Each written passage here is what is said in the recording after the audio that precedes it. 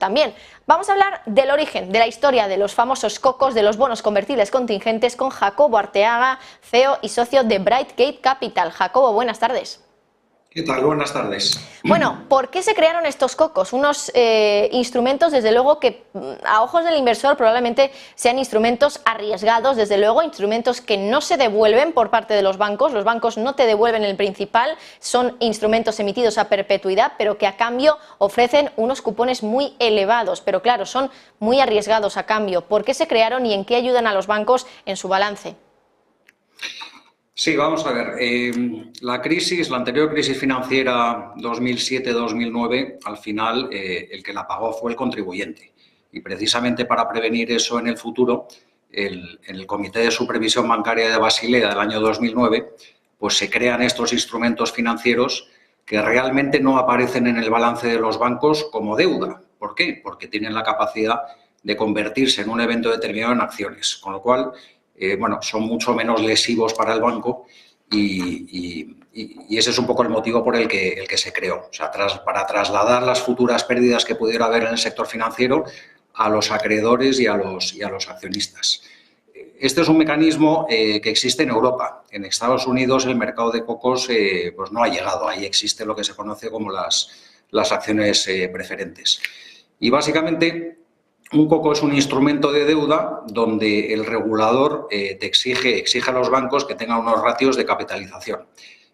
Si esos ratios de capitalización baja por debajo de unos niveles determinados, pues lo que pueden hacer es convertirte tus bonos en acciones o, en otros casos minoritarios, como ha sido el caso de Credit Suisse, pues básicamente te limpian el balance y te dejan a cero a los tenedores de cocos.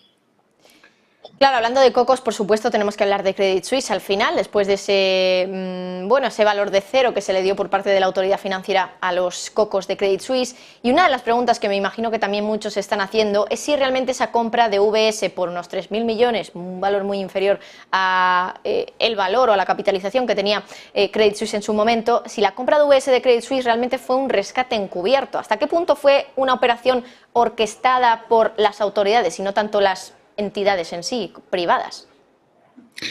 En la rueda de prensa que hubo el domingo 19, la ministra de Finanzas suiza, Karin Keller, utilizó la palabra solución comercial entre dos bancos, no utilizó la palabra rescate bancario para referirse a la compra. Claro, una solución comercial donde te otorgan adicionalmente una línea de financiación de 100.000 millones de francos suizos para abordar posibles problemas de liquidez y encima te dotan de 9.000 millones de francos suizos de reservas para absorber futuribles pérdidas que pudieran aparecer en los activos del balance de Credit Suisse. Bueno, hay una cita de Isabel Allende que dice: las palabras no son tan importantes cuando reconoces las intenciones. Yo claramente veo pues una clara intencionalidad en el discurso de la ministra de Finanzas. Bueno, además también hay muchísima polémica, ya lo hemos comentado, Jacobo, en el mercado por el hecho de reducir a cero el valor de esos cocos. Por ejemplo, hemos contado también que muchos de esos bonistas de Credit Suisse que finalmente vieron cómo su inversión no valía nada, van a llevarlo a los tribunales. ¿Qué previsión tienes de este litigio que puede producirse respecto a Credit Suisse y respecto también a la autoridad financiera de Suiza? Esto, sin duda, la única manera que van a tener los bonistas, los tenedores de los cocos de Credit Suisse, de recuperar algo o parte de su inversión, van a ser, sin duda, en los tribunales. Al final, el mercado se rige por unas normas que establecen que cualquier compañía, y esto incluye a los bancos, en un escenario de impago o de quiebra, pues hay una prelación en el cobro. Entonces, en primer lugar, los que primero cobran pues es la deuda senior, donde están incluidos los depositantes. Luego, posteriormente, viene la deuda híbrida, donde están incluidos pues los famosos cocos, las acciones preferentes, convertibles, etcétera. Y finalmente, pues los accionistas son los últimos en cobrar. En el caso de Credit Suisse, pues no ha ocurrido así, pero no ha ocurrido así porque bajo regulación suiza pues tenían un as de la manga, tenían una cláusula dentro de los prospectus de los cocos donde se definía que en el supuesto de que el funcionamiento de un banco no fuera viable, pues se podría proceder a colocar a los tenedores de cocos por debajo de los accionistas. Claro, la pregunta es, ¿Credit Suisse era un banco viable o no era un banco viable? Claro, no hay una clara contestación pues a una pregunta subjetiva. Desde un punto de vista cuantitativo, Credit Suisse era viable. Credit Suisse tenía un ratio que le exigía Basilea, un C1 ratio por encima del 14%, y tenía que haber estado por debajo del 7% para que hubieran activado esa cláusula. Aquí el regulador pues lo dijo claramente el jueves de la semana anterior a la compra por parte de UBS. El regulador dijo: Credit Suisse es un banco viable, no tiene un problema de solvencia, tiene un problema de liquidez, y por eso se le concedió una línea de financiación de 56.000 millones. 3 días después, el banco se declara no viable. Entonces, indudablemente esto va a acabar en los tribunales, y hay un reputado despacho internacional que se llama Quinn Emanuel, que está detrás agrupando pues a los bonistas afectados.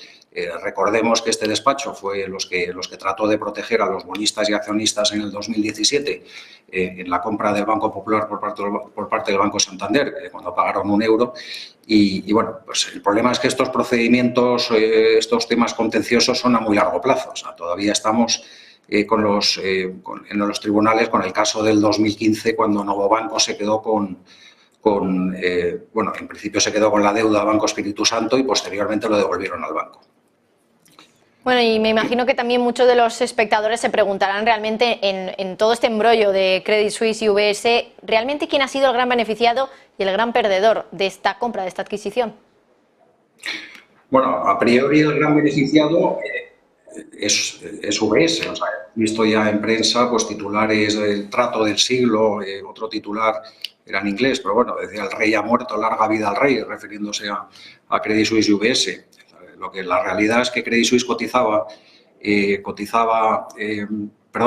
cotizaba 17 francos suizos justo antes de la compra, e inmediatamente después de la compra pasó a cotizar 19,50. Esto es un incremento de capitalización bursátil de más de 10.000 millones de francos suizos por algo por lo que pagó un poquito más de 3.000 millones de francos suizos. Al final, si ha sido una buena compra o no para UBS, pues el tiempo lo dirá. Para ello tienes que analizar los activos que ha comprado de Credit Suisse. Credit Suisse era un banco que tenía pues casi más de medio trillón de euros en activos y un pasivo de 490 billones. Entonces, si esos activos están correctamente valorados o tienen un potencial de revalorización, pues supondrá una buena inversión para UBS. Aquí los grandes perjudicados, pues lógicamente son empleados y accionistas de Credit Suisse y los tenedores de los 17.000 millones de cocos de Credit Suisse, dentro de los cuales, bueno, pues que hayan publicado cifras, pues sabemos que gestoras como PIMCO, como Invesco, como BlackRock, pues tenían posiciones bastante fuertes. Afortunadamente, el mercado de cocos es un mercado que el regulador ha tratado siempre de que no terminara en manos de minoristas. El tenedor de este tipo de instrumentos ha sido mucho más un mercado institucional, exceptuando el mercado asiático, donde se ha colocado en los bancos pues muchísimo papel entre minoristas. Jacobo Arteaga, CEO y socio de Brightgate Capital, muchísimas gracias por adentrarnos y acompañarnos también contigo en ese viaje de adentrarnos en las profundidades de los cocos y entender un poquito más pues un instrumento que desde luego es arriesgado y que están sufriendo las consecuencias de ello los inversores de Credit Suisse. Gracias, Jacobo. Muchas gracias a vosotros. Bueno, y mientras